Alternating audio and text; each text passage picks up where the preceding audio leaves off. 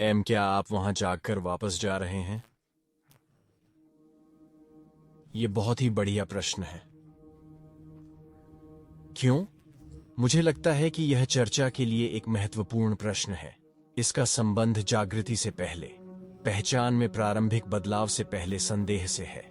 संदेह इतना व्यापक है, ये आपके और जीवन और दुनिया और आपकी साझेदारियों, आपकी दोस्ती, आपकी भावनाओं की भावना में इस तरह से घर कर गया है कि हमें इसका एहसास भी नहीं होता है। हमें यह एहसास नहीं है कि हम जो अनुभव कर रहे हैं उसका 90% हिस्सा किसी न किसी रूप में संदेह है। तो यह पहली बार में बहुत मुश्किल हो सकता है। इसीलिए हम आपको मन की तकनीकों से परे इंगित करने के लिए इन संकेतकों का उपयोग करते हैं। शायद पूछताछ, शायद शांत, शायद इसलिए क्योंकि वे संदेह के उस कंबल को काटते हैं जो वास्तव में विचार है। लेकिन फिर यह शुरू में इतना व्यापक है कि इसे इस रूप में देखना कठिन हो सकता है। तो शुरू में, इससे पहले कि हम अपने आप को जो समझते हैं उसमें कोई महत्वपूर्ण परिवर्तन हो, संदेह एक प्रकार का निरंतर साथी है और हम एक अर्थ में इसके साथ सहज महसूस कर सकते हैं। हम इसका उपयोग हमें स्थिर करने के लिए कर सकते हैं। हम इस पर भरोसा भी कर सकते हैं या सोच सकते हैं कि हम इस पर भरोसा करते हैं, सोचते हैं कि हम इस पर निर्भर हैं। तो बस समझें, यह एक तरह से नक्शे से दूर जाने जैसा है, वास्तव में नक्शे से बाहर जाने जैसा है।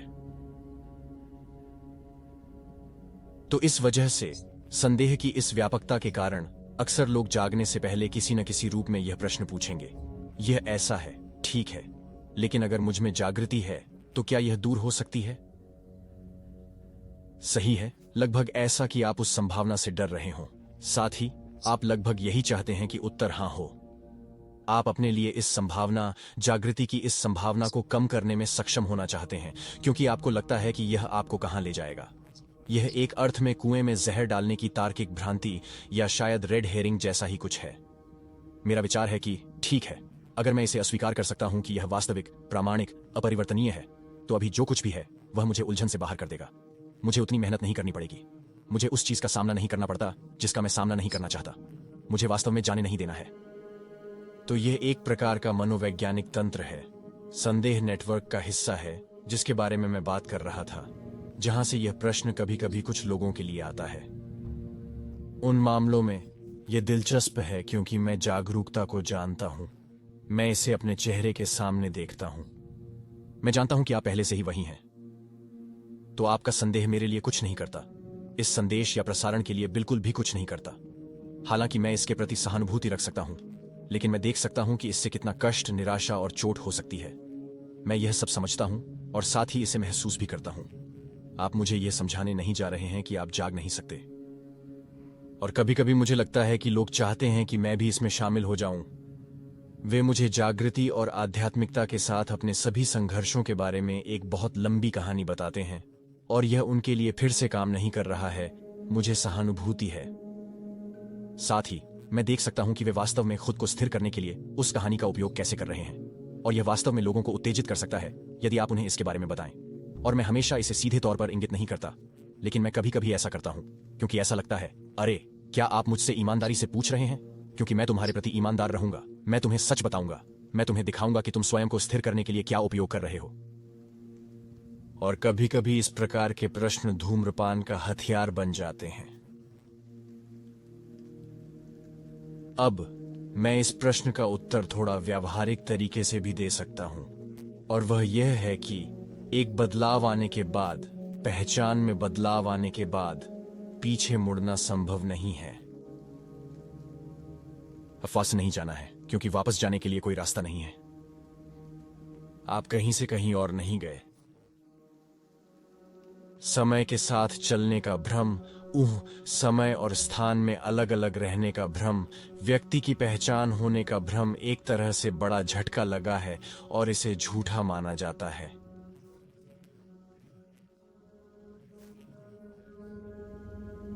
आप उसे अनसी नहीं कर सकते।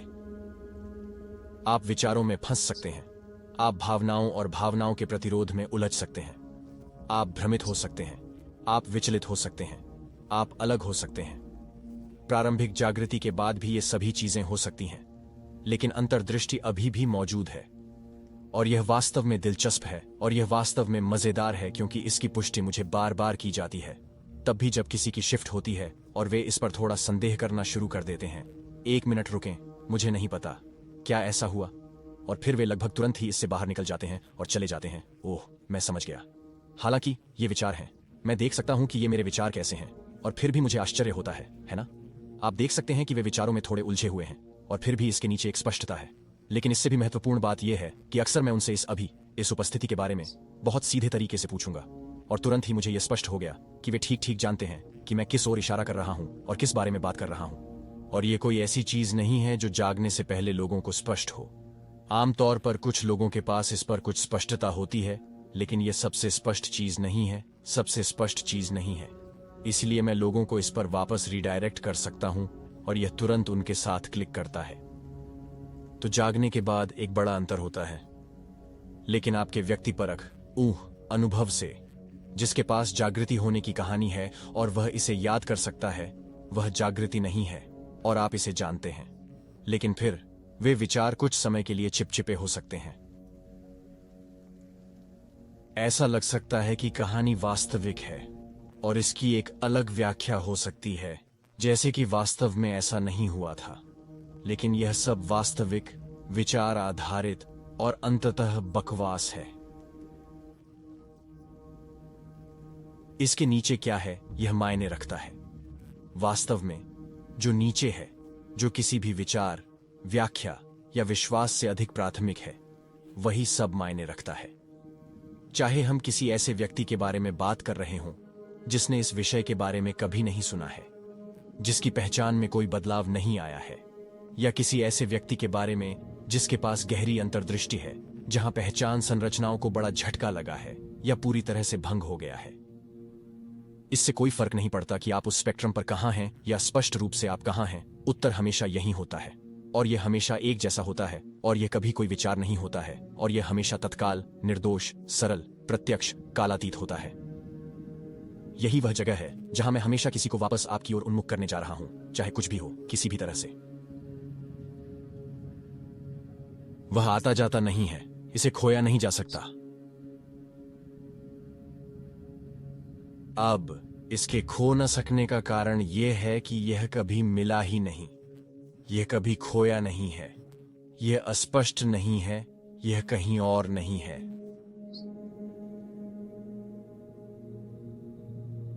यही उत्तर है। तो क्या कोई इसे खो सकता है?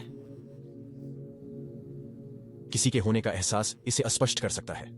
शायद मैं इसके बारे में इतना आश्वस्त भी नहीं हूं, क्योंकि इसे उजागर करना इतना कठिन नहीं है। दिमाग को काफी धीमा कर दें और यह स्पष्ट रूप से आग में फेंकी गई बर्फ की तरह भ्रम को जला देगा। कुछ बिंदु पर, जैसे प्रश्न, क्या आप जागने के बाद वापस जा सकते हैं?